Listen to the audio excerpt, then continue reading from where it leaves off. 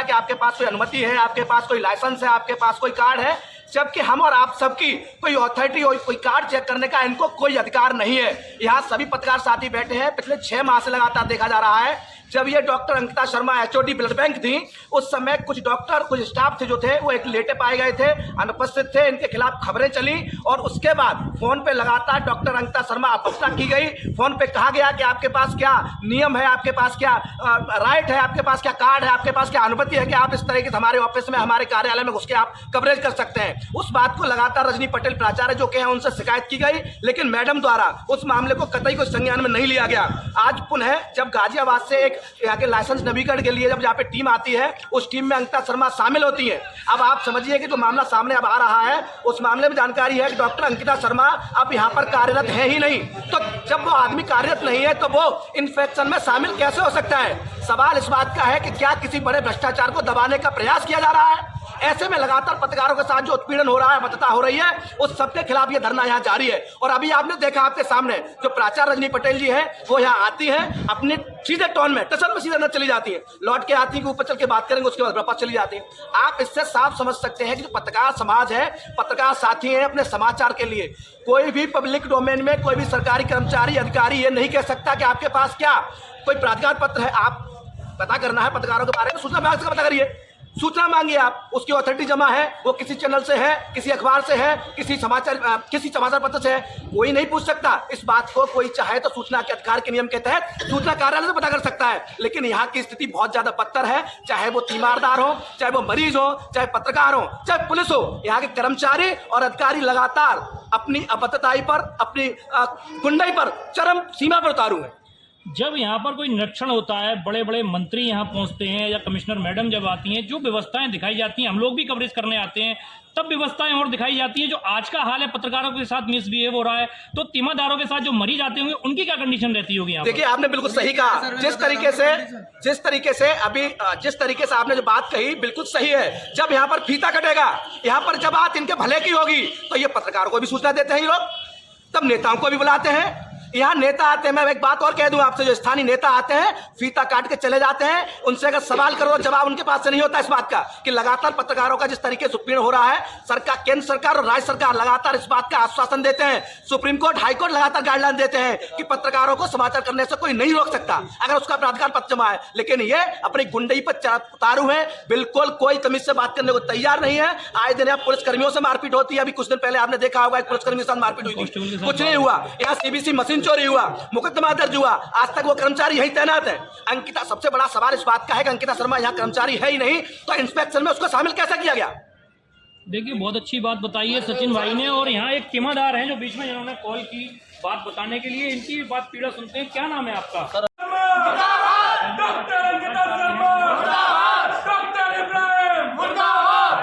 कहाँ से आए हैं, क्या कहना चाहते हैं? रामपुर घनश्याम से, एटाई का हूँ। कौन भर्ती है यहाँ पर, किसके साथ में? मेरा बच्चा है 9 महीने का करीब। क्या दिक्कतें हो रही हैं आपको? उसे सर सुबह लेके आई थी मेरी मिसेज, में काम कर रहा था, उसमें बोल दिया गया कि यहाँ भर्ती नहीं होंगे, पहले इमरजेंसी में ले जाओ। बच्चे का वैसे ऊपर ही है, और वहाँ से फिर इमरजेंसी में ले गए तो वहाँ डॉक्टर साहब ने देखा, उनने कही, फिर कागज बनाए, फिर उनने इधर भेजा तो उनने कही, हमने पूछा सर यहाँ डॉक्टर कौन है? फिर डॉक्टर है ही नहीं है, यहाँ कोई नहीं है। अभी भी जहाँ मैं वहाँ जाऊँ देखा है तो स्टूडेंट बच्चे हैं और कोई नहीं है वहाँ, बस नर्स वगैरह है, डॉक्टर है ही नहीं है वहाँ।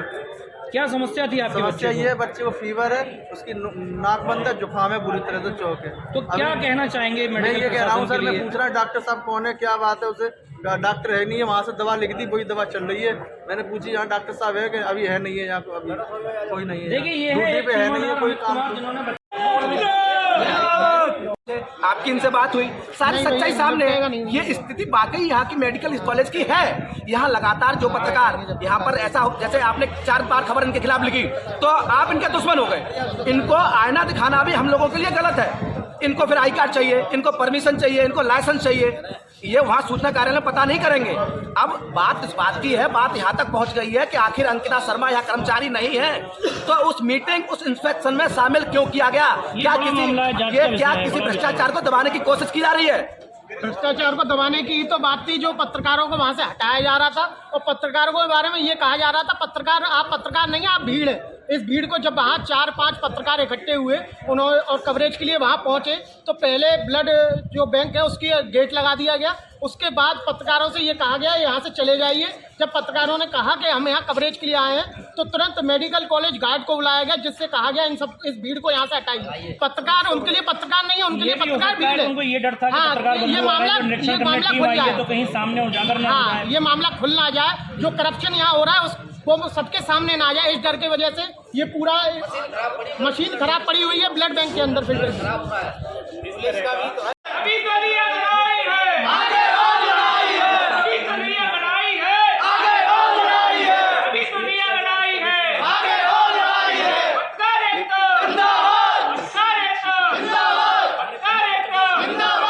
कवरेज कर रहे हैं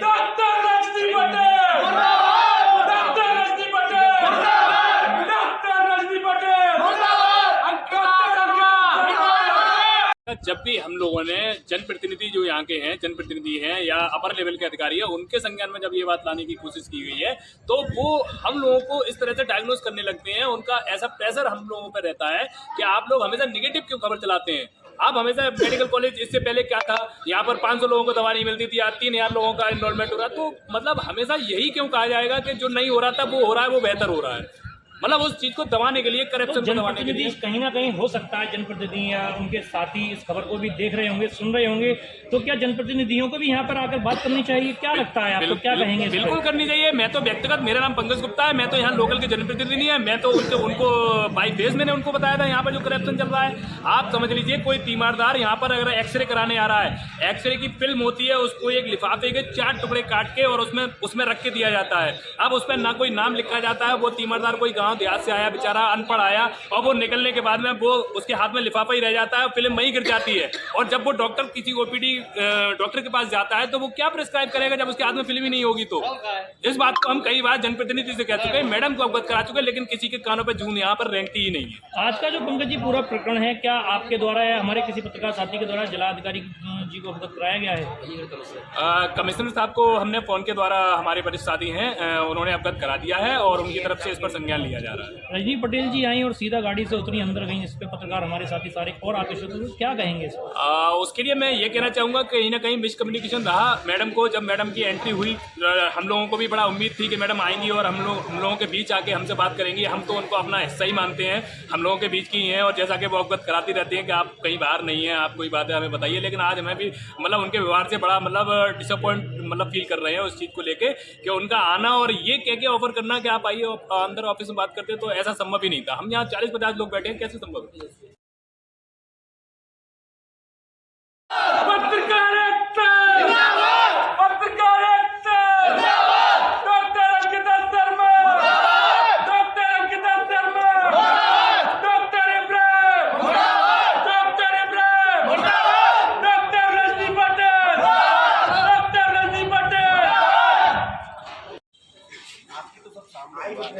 बोलने थे उनको, इतना उन्होंने एटीट्यूड दिखाया, आज उसका कोई जवाब नहीं।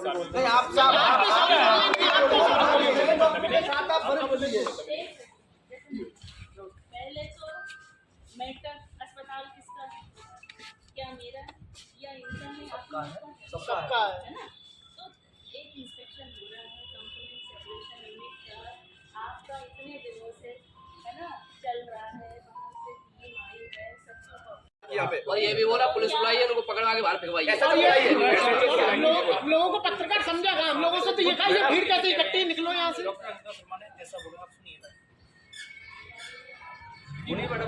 आप बोलिए, आप अपनी बात तो नहीं पता ना। न सर को पता, सर बोलेंगे।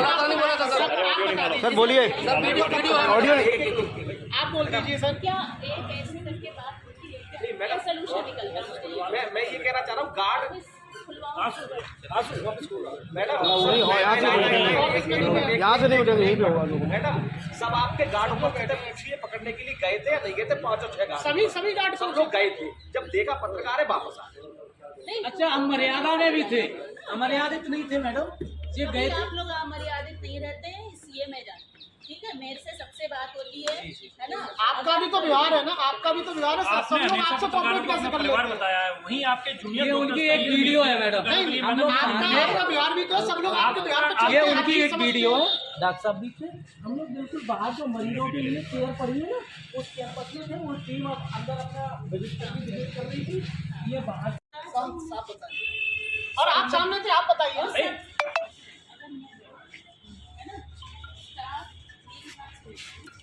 इंस्पेक्शन करने आए और तमाम लोग, तो हमने इसमें कौन कौन है कि हम फला फला फला लोग बैठे हैं, हम लोग को छेड़ पड़ी थी, वो लोग बैठ गए।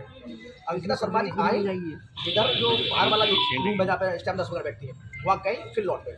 फिर आफ्टर 2 मिनट्स फिर आई दोबारा। आप लोग भीड़ कैसे लगा रखी है, क्यों डिस्टर्ब कर रहे हो, आप लोग क्या मतलब? उससे पहले उन्होंने अपना गेट बंद कर लिया। ये सरासर गलत है कि कोई भी पत्रकार साथी उस रूम में गया ही नहीं। अच्छा ये भी अंकिता आपसे पूछ के ही आई है या बगैर पूछ के आई सर? नहीं, तो आपकी ड्यूटी मतलब मेरी duty as a head of the institution क्या है कि मैं सब चीज़ें देखूँ, है राइट? ऐसा थोड़ी ना है कि मतलब I mean all things are under these regulations. Audio सुनाओ। और निकलने के बाद तुरंत ही कि ये कौन है, क्या है ये, अच्छा मैम, पुलिस को बुलाओ, एक बात पुलिस को बुलाओ, अरेस्ट कराओ। क्या तो हमने किसी भी प्रशासनिक, सिर्फ एडीएम साहब दोनों और जहाँ तक है एसडीएम को छोड़ दिया, आप पूछ सकती है हमसे कि आपके पास कोई अथॉरिटी है, कार्ड है कि नहीं, आप पूछ सकती है, आपको राइट है। बट कोई एसआर जेआर किसी को भी राइट नहीं है कि पब्लिक डोमेन में हमसे ये कहे कि आपके पास कुछ है, आपके पास लाइसेंस लाइए आप अपना। लाइसेंस क्या तोप का लेके आए हम? नहीं, आई कार्ड वो मांग सकते हैं, आई कार्ड भी मांग- आई कार्ड हम दिखा देंगे, लेकिन ये को